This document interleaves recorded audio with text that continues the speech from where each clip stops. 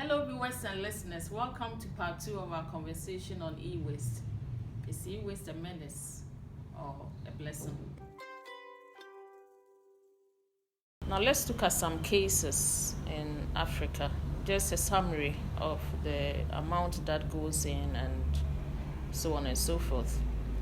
So in this situation, I look at some African countries and I present only the e-waste generated and nothing more.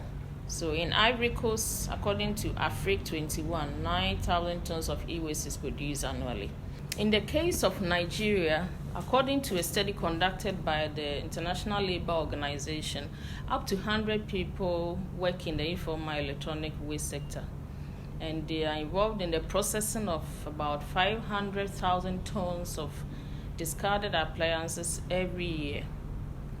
A number of government and private initiatives have been put in place to help minimize the risk to human and environment.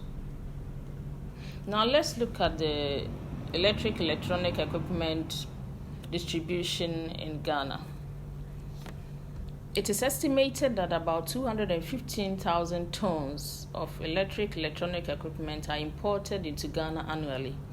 Out of this number, 30% are brand new, while 70% are second-hand. And 15% of the second-hands are broken down and outdated and have no use, so they end up as scrap.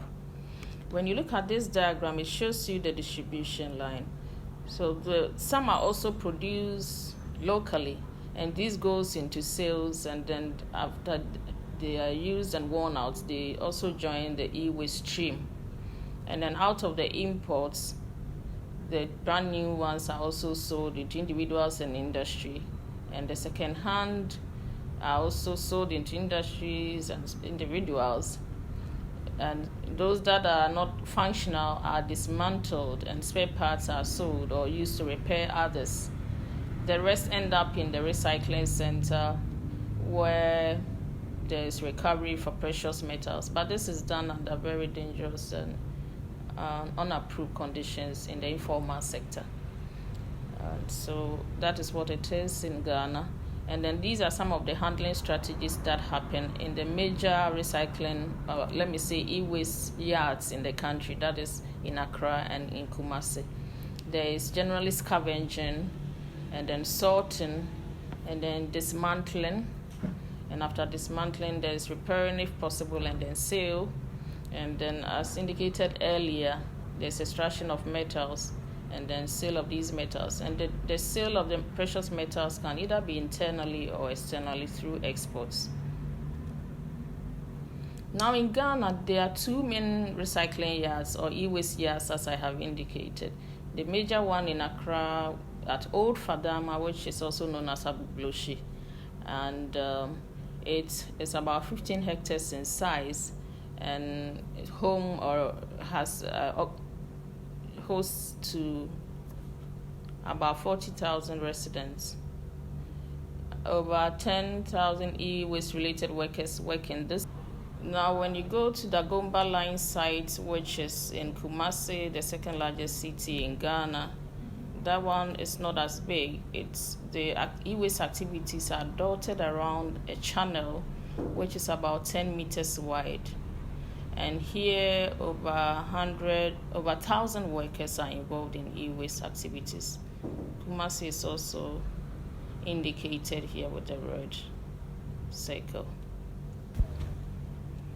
Yeah, so here I present to you some experimental data that has been collected for Ghana over the past decade.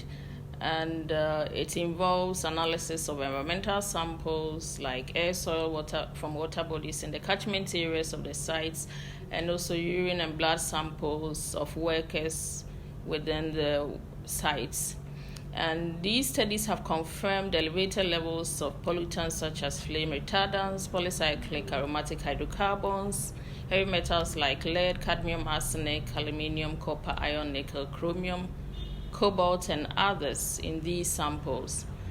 And some studies in Ghana have also confirmed health issues associated with toxic metal and other contaminant exposures, such as headache, dizziness, respiratory ailments, among others.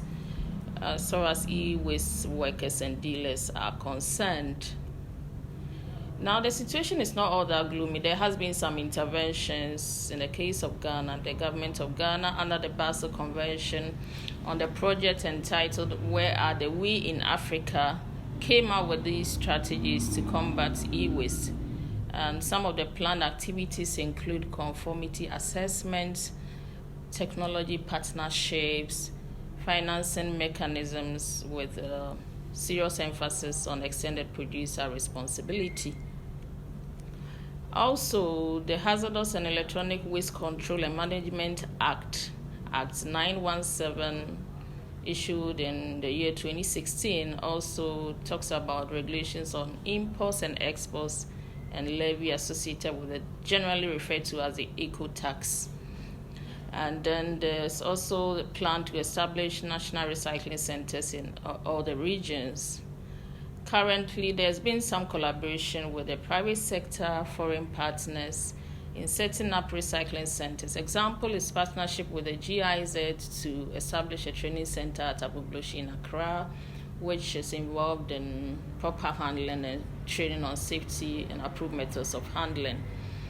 And then most recent was done in October 2021, where the government of Ghana, in partnership with Jospong Group, a private indigenous company, inaugurated phase 2 of a 2,000-ton per day capacity solid waste recycling center. This is a step in the right direction, though not directly in line with e-waste. Now, in conclusion, I'd like to say that e-waste trade in Africa can be considered as a double-edged sword. It can be considered as a helpless situation with its associated health and environmental hazards, or a useful resource that can be harnessed with adherence to strict safety protocols. Viewers and listeners, this is the end of our conversation on e-waste.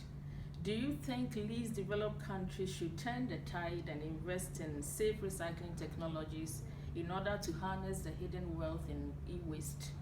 Or should governments ban the importation of e-waste into their countries in order to safeguard the environment and the health of the people?